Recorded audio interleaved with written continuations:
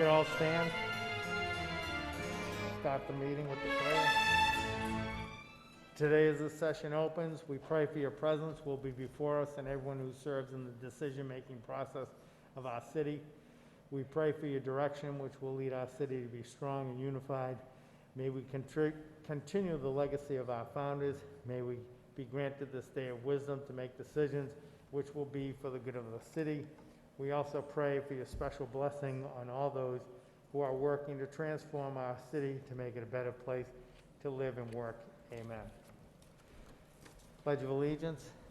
I pledge allegiance to the flag of the United States of America, to the republic for which stands one nation, under God, indivisible, with liberty, justice for all.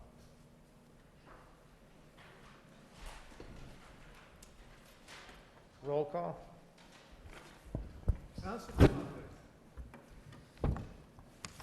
Council Conklin. Here. Council Drinkwater. Here. Council Elliott. Here. Mayor Leahy. Here. Council Mercia. Here. Council Noon. Here. Council Rourke. Here. Council Samaras. Here. Council Chow. 8 present. Thank you. Memorials, Councilor Mercia. Thank you, Mr. Mayor. I'd like to offer a moment of silence in darkened chamber for Raymond F. Desi Damaris, a Greater Lowell businessman and community leader. He was predeceased by his beloved wife, Barbara. Ray was a veteran of the United States Air Force who served during the Korean War. After his honorable service, he attended Boston University. A civil engineer, Ray worked for the Middlesex County Highway Department for many years before starting his own land surveying business, which was Damaris Associates, where he worked alongside his eldest son, David, until his retirement. Ray was a gifted athlete who credited sports with giving his early life direction and meaning. He excelled at every sport he ever played. And an avid golfer, he was a member of Long Meadow Golf Club. He also bowled with the Immaculate Conception Bowling League and was a member of the Lafayette Club. His proudest contributions to Lowell was in creating opportunities for the city's youth through sports. He coached dozens of teams and hundreds of young men in baseball, basketball, and hockey. In 1973, he was co-founder of the LYSA, L-Y-S-A, the Lowell Youth Skating Association, and served as its first president. In addition to youth hockey, the LYSA offered the first U.S. Figure Skating Association accredited badge program for boys and girls of Greater Lowell. In the mid-'70s, Ray co-founded the Lowell Major League for high school age ball players, one team for every section of the city, all playing at Alumni Field. His favorite title, always besides Dad, was coach. Ray served as chairman of the Lowell Zoning Board of Appeals for over a decade. He loved City Hall and its energy. He was a musician as well as an artist. Ray is survived by his 4 devoted children, David, Elizabeth, Susan, and Daniel, a grandson, Henry, and 2 granddaughters, Nell, Elizabeth, and Ava. We offer our sympathies to his family, relatives, and many friends. I also would like to offer a moment of silence, and the reason that City Councilor Sakari Chow is not here this evening is because his mother passed away. The wake is on Friday from 3 to 7 at Morse Bayless Funeral Home. I'm not going to do the eulogy because I don't want to leave anybody out. Do you have that, Mr. Mayor? He just gave me something he wrote to read. Okay. It's not really the obituary. Right. I also like to offer a moment of silence in darkened chamber for all those who have passed on since our last city council meeting. May they all rest in peace. Thank you. Thank you. Any other memorials? Councilor Elliott. Thank you. Excuse me. Thank you, Mr. Mayor.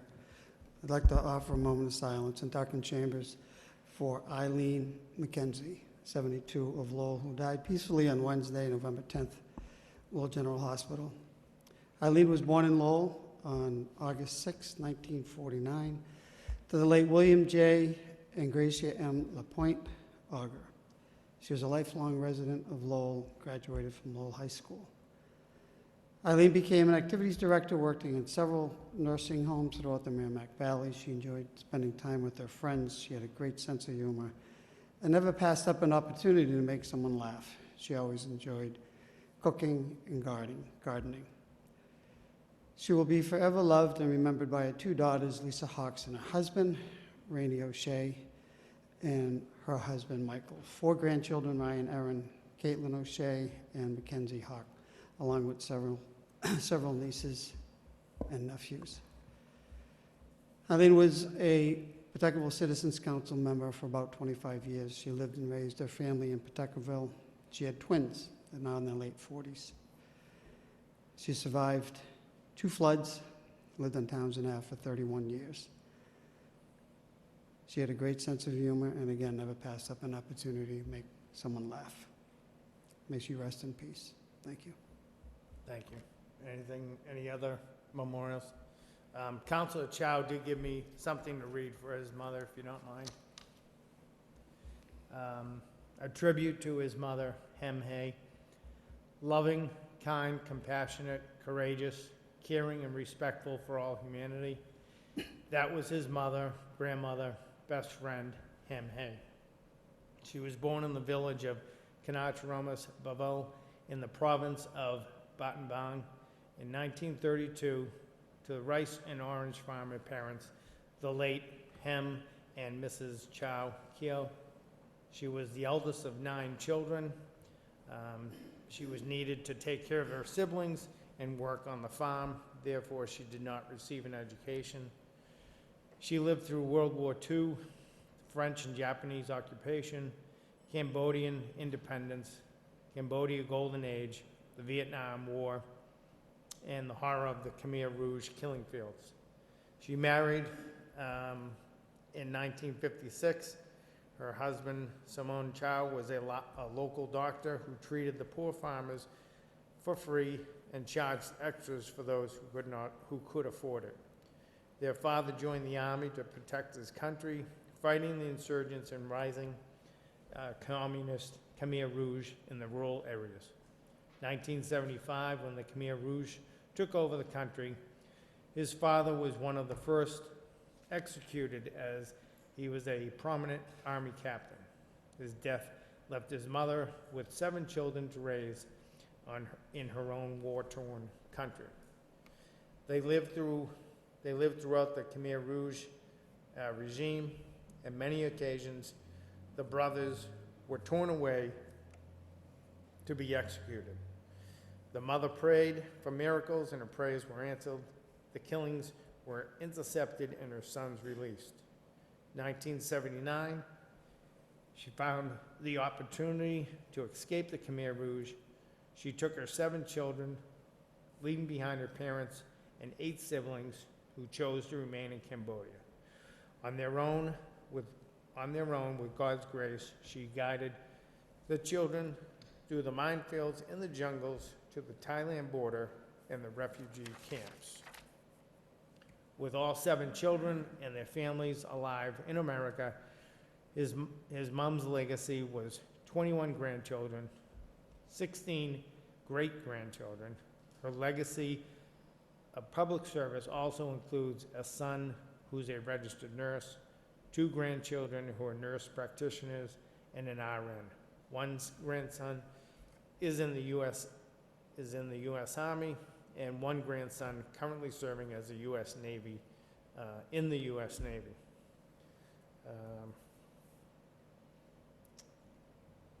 Friends and family are cordially invited for the celebration of life for Hem Hay on Friday, November 19th. The wake will take place at Morris Bayless Funeral Home from 3 to 7, and on Saturday, a funeral service will be held at the Elliott Presbyterian Church from 10 to 11 on Summer Street. She will be deeply missed by all who knew her. Thank you. Councilor Elliott. Thank you, Mr. Mayor. I have one more. Sure. moment of silence for Dorothy G. Chandonnet Turcott, who passed away peacefully on Sunday, November 7th, surrounded by her loving family. She was the mother of 5 daughters. Dorothy was born on April 23rd, 1936 in Lowell, Massachusetts. She was the daughter of Louis Chandonnet and Bertha Gagnon Chandonnet.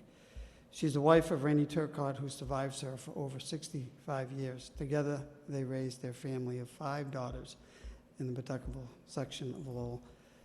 Dorothy was a parishioner of the now-closed St. John Duck Church in Lowell.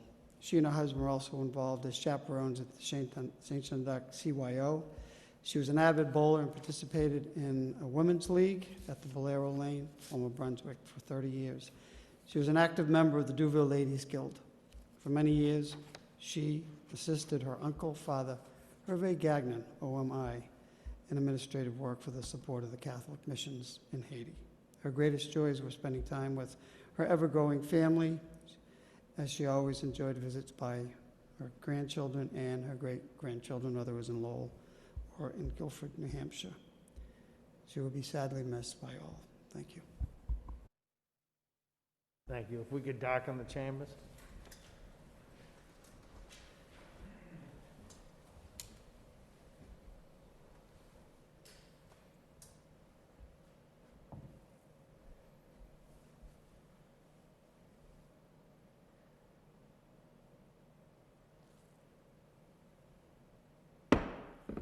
Thank you.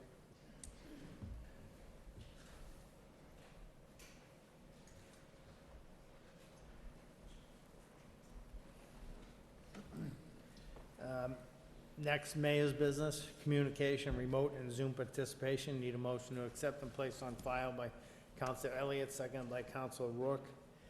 City clerk, need to, motion to accept and place on file the minutes of the city council meeting November 9th. Motion by Councilor Conway, seconded by Councilor Rourke. Communications. Communications from the manager. Any questions on motion response A, the election, census impacts on the election? Councilor Elliott, any questions on that one? No, thank you for the report. The census that will certainly have an impact moving forward in the future. I don't know, Madam Manager, if it's unfortunate that we didn't get these numbers ahead of schedule, but that was the impact of the COVID. But no, this will be a topic of discussion for the next election. So thank you for the report. Thank you for the information. There will be a re-precincting map. Is that correct, Madam Manager? Maybe you can just give a brief overview. Yes, we had voted on that. I think it was right before the end of last month to approve the map that we had worked together with the Secretary of State's office for the new precincts for the city of Lowell. So that map, once approved through the process in the legislature, will become the new re-precincting map for the next election, which will be the election in 2022. Okay. I think what this report does tell everybody, and maybe, for the viewing public, that there was an increase in the city of Lowell. Previous population was 106,500.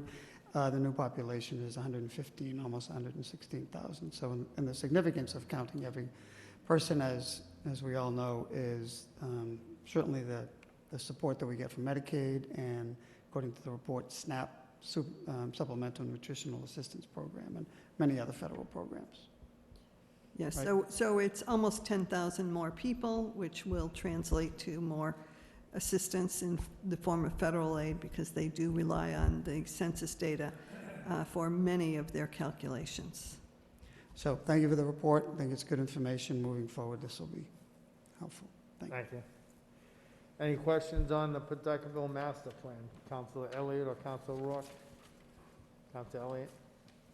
Sure. So I think the thought was there would be a separate master plan process similar to what was taking place before, knowing that, and all the neighborhoods are changing. This indicates that it'll all be part of one master plan.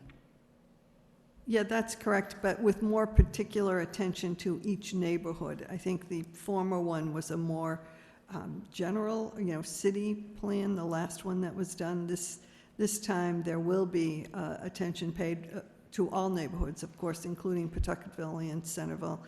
And we expect that the RFP is being prepared right now, hopefully in early '22, the consultants will be selected and outreach will be had in each neighborhood as they move around the city to come up with this plan.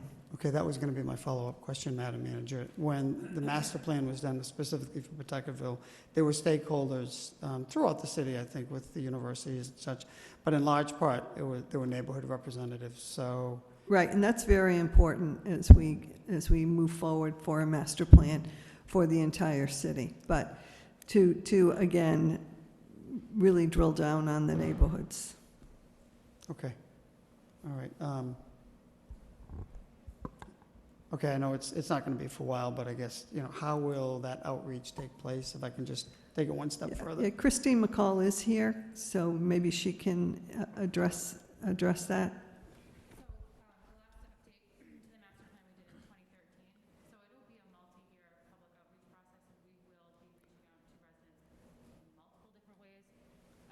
We'll probably start with general surveys, but then we'll do specific neighborhood meetings. We'll probably do charrettes. We'll actually talk about different development ideas. We'll be as inclusive as we possibly can.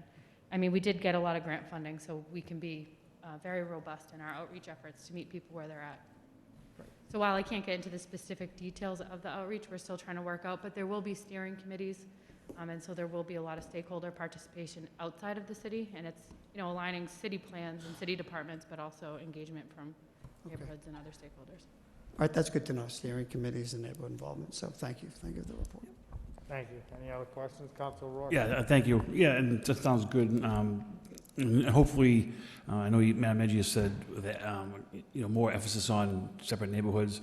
And, I'm looking forward to the ways that we involve everybody in the neighborhood, not just a select few. And more people in each neighborhood that get involved and express their concerns and hopes for the future, I think would be best. So I'm glad to hear DPD Director McCall's suggestions on that stuff. Yeah. Thank you. Thank you. Any questions on Duval Conservation? Council Rourke? Thank you, Mr. Mayor. Yeah, just quickly, since the motion was filed, has there been any direct contact with either state delegation or members from Duval? I know I said in 2016 what happened, but there has been, noticeable surveys in the neighborhoods surrounding where Duval is. Yeah, Trees that were marked. Trees that were marked off, and the ribbons are still there. Right. I'm sure they're not 6 years they're old. trying to mark the wetlands, and Christine McCall did have conversation with their attorney regarding their plans. And Christine, I don't know if you want to address what you were advised, but there haven't been any efforts for development, nor has there been any request. And if you want to speak to what did happen as far as what they were marking off out there in terms of the wetlands. Sure.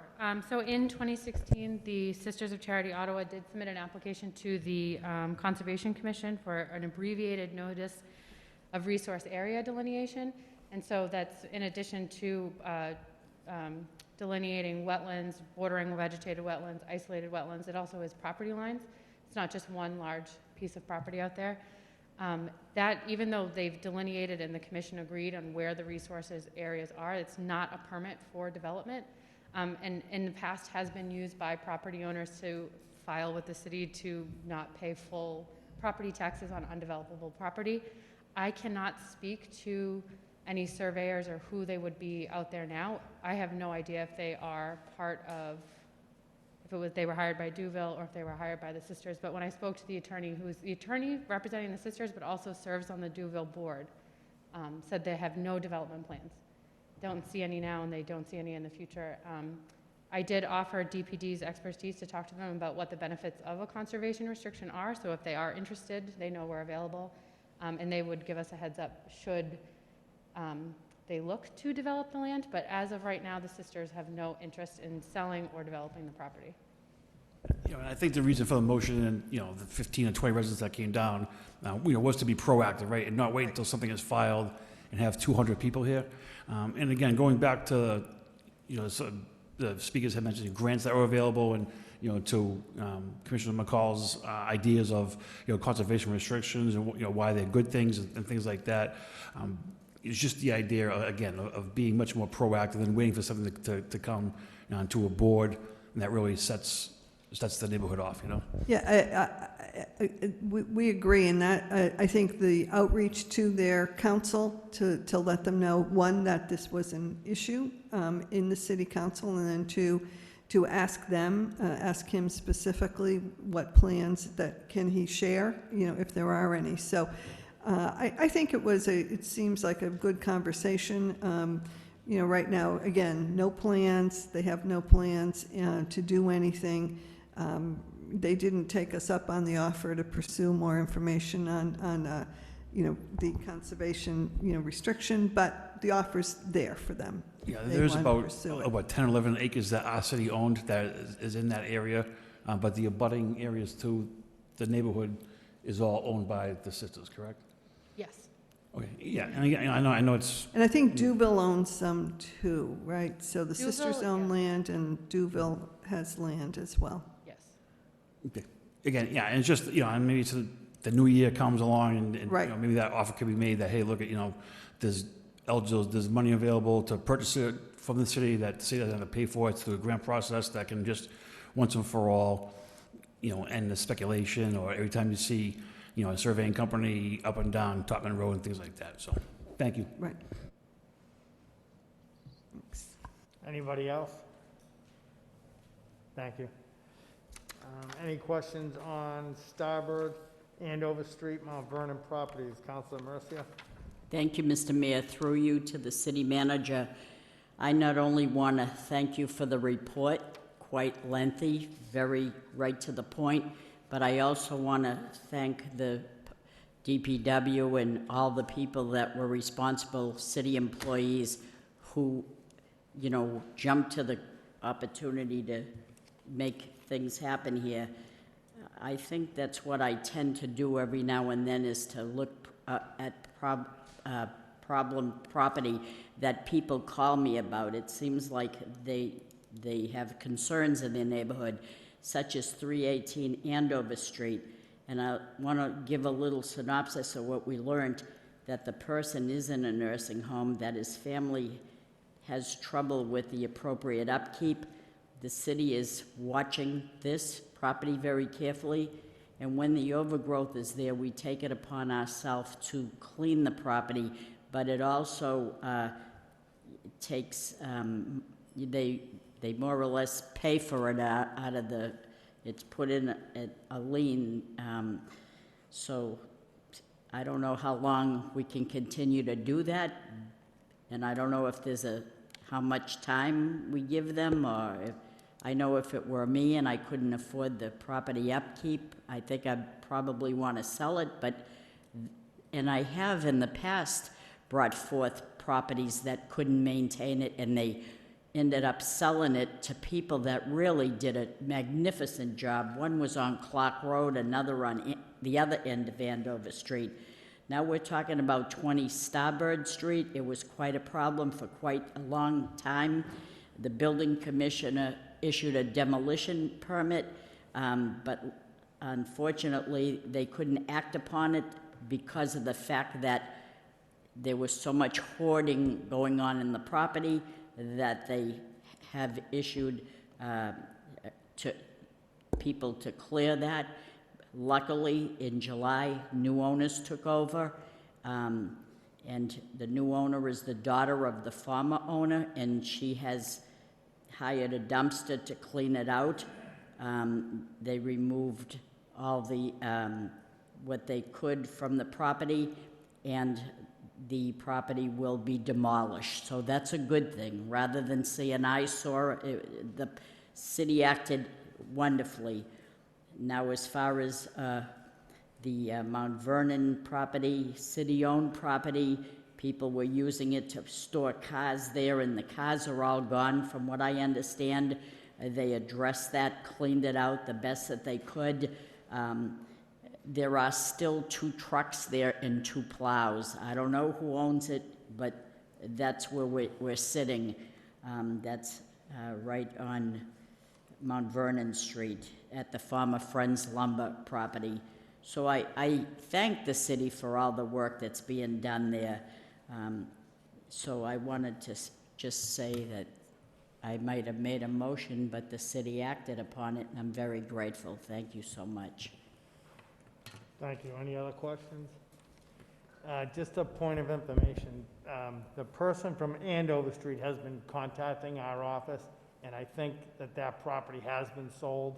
So the new owner should be taking ownership, and they'll take care of it from here on in, so. That's good. Thank you. Thank you. Councilor Rourke? Thank you, Mr. Mayor. Is Eric Slagle on tonight? I believe he is on Zoom. Only because I had conversations with him about Starbird Street. This was dated on 10/26. Did they re-pull the demolition permit for that property? I'm not sure. Is Mr. Clerk, is Mr. Slagle in the waiting room? He is, Madam Manager. Okay. Maybe if he can join us. There he is. Yes, thank you, Mr. Mayor, through you to the council. The demolition permit has not been finalized yet. The individual who is pulling the permit, the daughter of the former owner, is completing the asbestos abatement first, and anticipates that being done before Thanksgiving. And then we hope that the permit will be issued sometime before the end of November. Dave Fuller, the building commissioner, is on top of it in regular conversation with the property owner. The former owner is no longer at the property, which I think is a good thing for purposes of being able to complete the cleanup. He did have some mental health and hoarding issues, and so his removal from the property has allowed us to kind of get this process moving, and so hopefully neighbors will hopefully be seeing some kind of resolution to this, hopefully before the end of 2021 with a complete demolition of the structure. Great, and all utilities have been shut off? Yes, the utilities have all been shut off.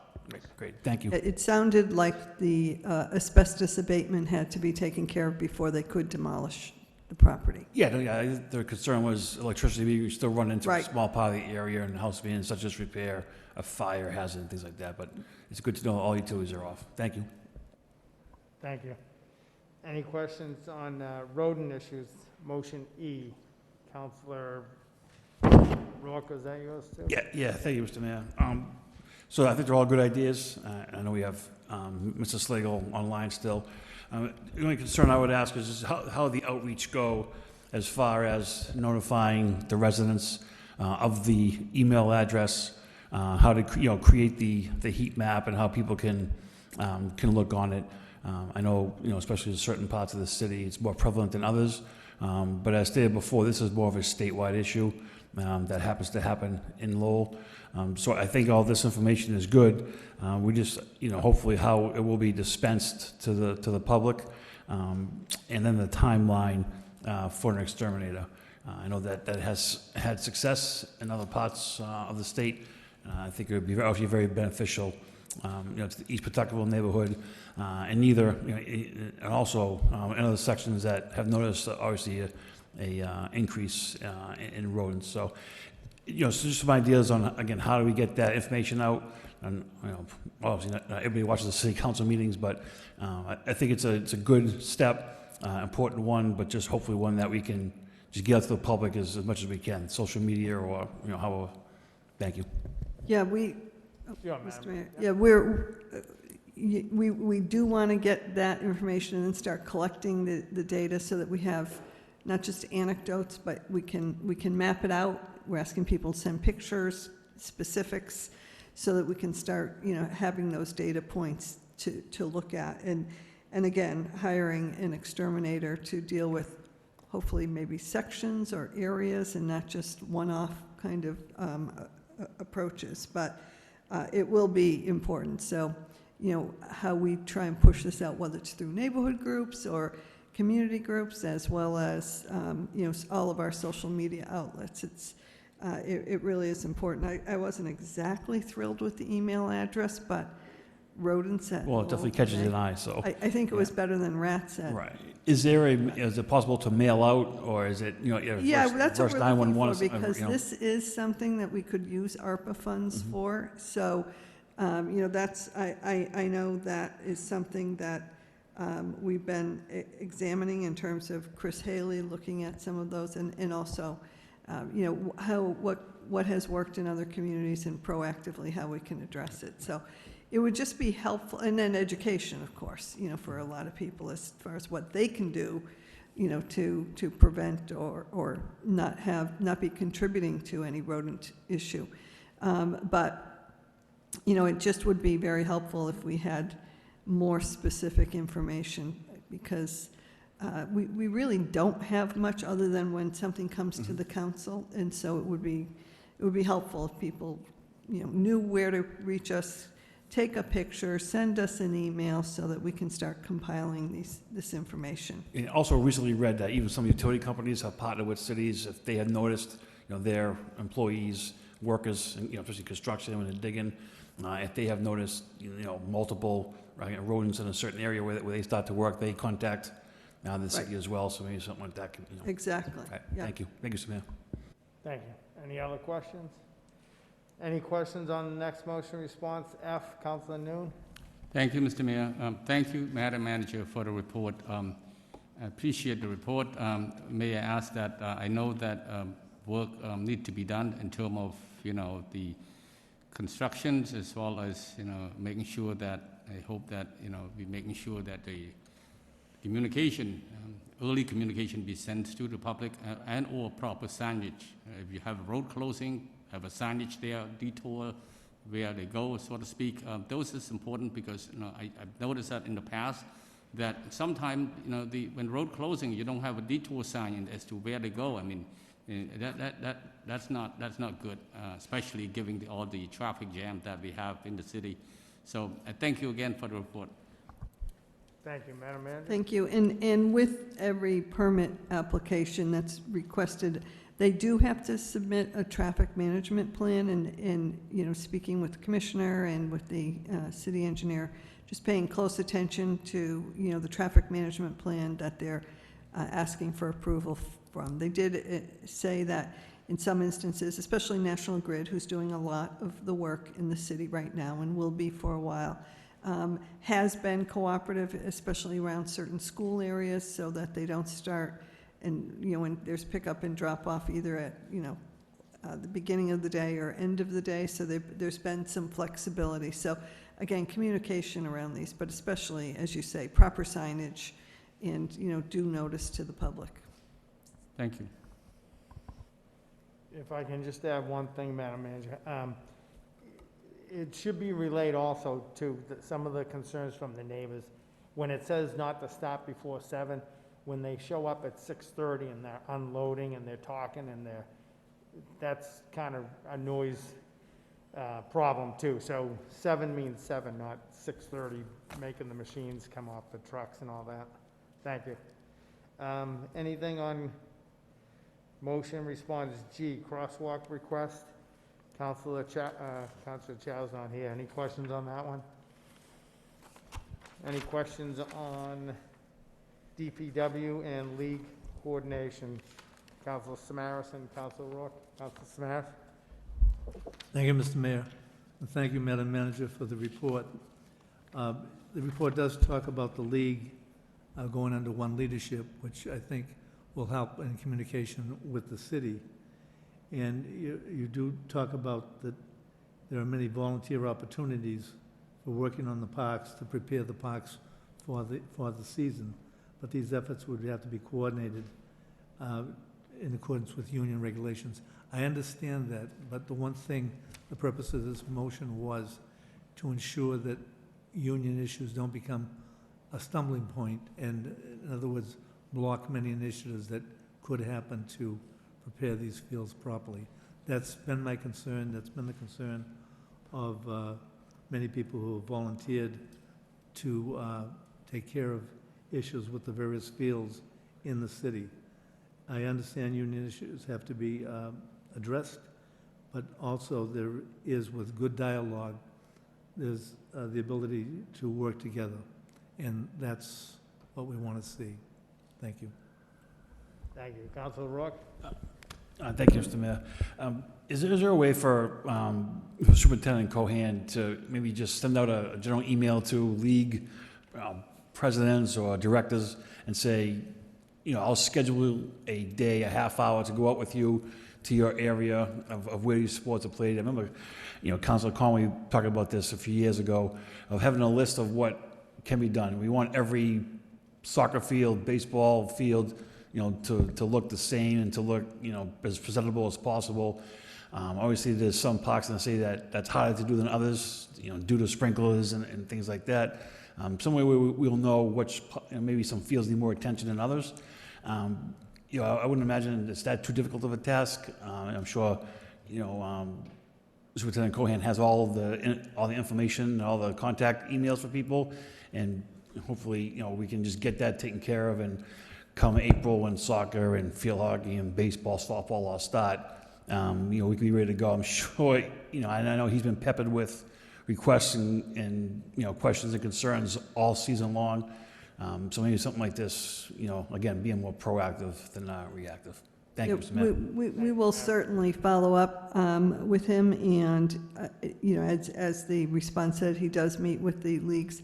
I think, being proactive and good communication is key, especially if you have, there's certain things that, the DPW workers are going to do, but there are other things that volunteers could possibly do. But I think what sometimes happens is volunteers want to do it like this Saturday, and the rules are we have to give a 30-day notice. So maybe real early on and before, Sure. The play starts, if groups can get together and say, this is what we'd like to do, and then we can follow the proper channels with the unions. And try and capitalize on, if people do want to be helpful and volunteer, to try and get that as well. So I think that was the exact intent of the motion. Right. Councilor Smash wants to speak on it again, but again, it's hopefully that everything's set and ready to go.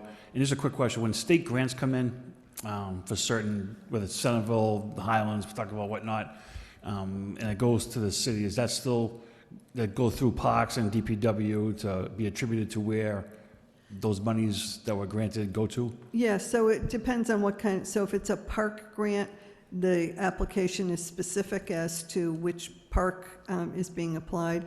If it's an earmark fund, if one of the members of the delegation received earmarks, it will typically, depending on, you just don't know where they'll put it, whether they'll put it with DCR or some other agency, but the state will eventually send it to the city, and then that will come in depending on how the earmark is worded. So if it says, a specific park, then that's what the earmark is for, and we'll work together with the representative and with, the DPW and so forth, and DPD, as far as what the plan is. If it's more generic parks in the city of Lowell, then again, would work with the member of the delegation and ask, was there anything specific? So, and we'll go over what the priorities are, if it's a specific area of the city. Is there still grant money that's left for certain parks or certain, I guess you would say, sections of the city that's waiting to be attributed to something? I'd have to check. I know there were earmarks. I don't think we've received all of them yet, because it can take some time. There was certainly grant money that I know that Representative Nangle had gotten for a veterans park over on Douglas Road, and that money is still, earmarked for that particular project. Is there any money that you got for the city that still hasn't been used yet? Yeah, there's money. I would have to check. There's the Kittredge Park money that is still, we will be looking to do now that the state has finished their project on Route 38. So that's some money that we'll look to. But pretty much, if an earmark comes in, then we try and utilize it as was the intent of the request. Thank you. Thank you. Any other questions on that? Next one, the tile replacement program, Councilor Rourke. Yeah, good. Thanks for the report. Just a quick question. I know when the motion was filed, there was two distinct areas. There was a legally blind woman on White in Riverside that had a miss, and she actually brought it to the attention of me. And then the other one was right out behind City Hall at the library. Have those ones been replaced as of yet? Not yet. And so and we've talked to the commissioner about that. So they are changing from the plastic ones, which pretty much aren't that great. They break almost right away, to the cast iron ones. Those are in back order, and those do require not just installation of that, but also kind of redoing the whole ramp. So it's a more involved project. We did talk about if available, if those plastic ones are available, why don't we look to putting those in these high needs areas until we can get, through supply chain and so forth, the other, and design the ramps. So I spoke with Commissioner Clancy. She was trying to find out if there's, get a price and if there's some availability for the plastic ones, because even just for right now, putting them down, because it's a hazard for people who need those. I mean, those are the two ones that I've heard multiple times. Exactly. I think as soon as possible. Thank you. Yeah. Thank you, Mr. Mayor. Thank you. Madam Manager, I had a quick question on that. Is the engine, whose report this came from, the engineer's office? It might have been Is she online? Hold on. It was, yes, the city engineer did make. So I guess my think- question is, like, why do they require that special, either plastic or metal? Why isn't it just rough cement, like corrugated cement or something? I think to be ADA compliant. I think Yes, it's- Madam Manager. Yes, to be, ADA federal government has requirements on the dome, very specifically in terms of how high that domes needs to be and the spacings and all that stuff. So that's why they have specific requirements on the detectable warnings, where to place it, how close it needs to be in the curve, and materials and the spacing of the dome itself as well. So that's why they are very So specific. what's the difference if it were made out of cement, though, and it was whatever the term would be, rough or corrugated, versus a piece of metal or plastic that continues to be a problem and pops up every so many years? So typically they are cast irons in a street right away. We like them to see it in a cast iron because they're more durable. Previously, we were installing plastic because it's obviously a lot less expensive to install at the time. To do it in concrete, because the concrete tend to chip away and things, so it's not really a good solution in terms of doing it ADA compliance. Okay. They will break, the dome itself will break, versus when it's in cast and concrete, it doesn't. Okay. Thank you. You're And welcome. just one other thing, Madam Manager, can we actually find out how large the list is, and if we're putting the metal down and concrete, and say, for example, we have 30 and it's gonna take 2 months, is there a way to do 2 companies and do it in 1 month? Yeah, I think that's the other aspect to what Commissioner Clancy was working on, and that's an inventory. I think there are quite a few around the Yeah. city that have to be done, and so we were looking to get an inventory, and of course, the cost. It would likely be something that would be outsourced to a contractor and not be done in-house, so that they could be done in a reasonable amount of time. So we'll look into that, if that's, Yeah, I mean, I'd putting like out- to get them done with a short window versus taking all summer, Right, if that's, part that's of- certainly worth, we can explore that as well. Okay, thank you. Last one, vegetation overgrowth, Councilor Rourke. Any questions on that? Thank you for the report. Okay. Any questions on any of the reports? Need a motion to accept, place on file by Counselor Drinkwater, seconded by Counselor Noon. Any subcommittee reports? Petitions.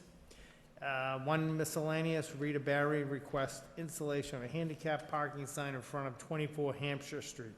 Motion refer to the transportation engineer for report and recommendation by Counselor Rourke, seconded by Counselor Drinkwater. 6.2, Boston Gas requests installation of replacement of existing cast iron gas main with 6-inch plastic gas main off Rivercliff Road from Gina Ave to Andover Street. Refer to a public hearing December 7th at 7 p.m. by Councilor Rourke, second by Councilor Samaras. Motion. Mr. Mayor, Yep. Councilor Mercia. here's my point. This is what we got. This is what I understand. We didn't get 32 pieces of paper. Thank you so much. You're welcome. It makes for a slimmer packet. Motions. 7.1, Councilor Noon requests city manager provide update regarding replacement of the director coordinating council on the homelessness and sustainability housing. Seconded by Councilor Samaras. Councilor Noon. The motion speaks for itself, Mr. Mayor. Thank you. 7.2, Mr. Mayor? sure. Councilor Elliott. Yeah. Do we have an update on that? And only having attended that last October 13th meeting, it was clearly evident that this position is imperative, especially moving into the winter protocol. And when she announced her departure, you had mentioned that the search has already been brought forward. Knowing all the initiatives that are being discussed, so we have someone coming soon. How is that going, Madam Manager? We posted it. I think it is still open for another 2 weeks, Christine? 11/23 is closing, so. So knowing this coordinating council are all the stakeholders, the large stakeholders that are working on closing that gap from homelessness, is there someone that, who is is that on Christine? That would be Christine Christine's lap? McCall. Oh. Maybe Christine, if you want to. Christine McCall has kind of stepped in and has been covering these meetings. There's quite a group that has been meeting regularly and working on these issues for some time, and Christine has begun attending those meetings. So in addition to the coordinating council meetings, which tend to happen quarterly with the larger stakeholders in the city to address, review, larger trends, to acknowledge the larger problem than someone who is unhoused, there are stakeholders that are on the ground that we meet with weekly. There's what we call our COAT meeting, and we review every week. It's the by name list and then the high utilizer list, and we all just talk to each other. Who's helping them? Where are they? So that's happening weekly. Then we meet weekly with all the groups that actually house individuals, and so then how do we get people onto the list? How do we get, there's long waiting lists, how do we keep that moving? For the time being, I've stepped in to cover and lead the meetings that Mary Shannon previously spearheaded so that we're not dropping the ball. I personally will make sure that we have as fast as hiring process as possible, because we need someone with the expertise, because this is an issue facing a lot of different sectors of the city. So we are motivated. No, that's good enough. That's why it's a good motion. It's good for people to know, because that's the significance of that position, to coordinate. And that was one of the findings many years ago, that many organizations didn't know what was going on. So I'm glad you transformed the task force, Madam Manager, into that coordinating council. It makes an awful lot of sense. There's an awful lot of progress being made. There's an awful lot of work to do. We understand that. However, it's an important position, knowing all the initiatives and the housing gap that they're trying to close just for the winter time, and the services that these other agencies provide. So I will stop there. Thank you. Thank you. Next motion tonight, Councilor Noon requests city manager work with the election office and the election commission to provide an assessment of operations for the 2021 election, pre-election communication to the public, sufficiency, and efficiency of early voting locations, election day process, what worked and what needs improvement. Seconded by Councilor Elliott. Councilor Noon? Mr. Mayor, in the motion, I laid down everything, so I hope that, the managers and her team will bring in the report as such. I know that this is our first elections that have hybrid, and despite some of the concern and the insufficient this of work, I think that the election department, Elliot and the commissioner, as well as those who work at the polling, they've done a good job at it. So I want to know, this is some of the things going forward so that we can learn from it and do better next time. Thank you. Anyone else? Next two motions of the night by Councilor Chow. Mr. Mayor? Yep. I just make a motion to refer them to the manager for a report. Sure, what's that again? 7.3 and 7.4, just refer them to the manager for a report. Okay, yeah, I can do that. Yeah, I just read them a second. Yeah, Second. okay. Second by Councilor Noon. Sure, so 7.3, request city manager review and update signage for speed and parking along Stevens Street. And 7.4, request city manager report to the council regarding snow plowing plans for the upcoming winter, including the appropriate signage for plowing and street cleaning in the neighborhoods. All set? All right, and then, Madam Manager, did you want to speak on the plowing? I did. Thank you, Mr. Mayor, and through you to the council and to people who are at home listening, and if they are plow contractors or they know a plow contractor, I just wanted to make the following announcement. We are still looking for plow contractors for this upcoming winter season. As of November 12th this year, our rates have been increased for our plow contractors, and I just want to make sure everybody is aware of that. We had area towns that had raised their rates this year because it's a pretty competitive climate out there trying to get plow contractors, and so rates now in the city of Lowell begin at $120 an hour, as opposed to the prior rate, and they range up to $180 an hour. Again, very competitive with area towns.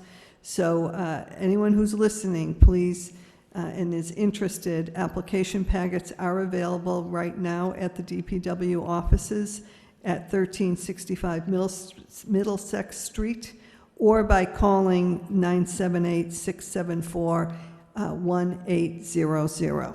So we would welcome people who are interested in providing snow plowing services to the city of Lowell in this winter season coming up.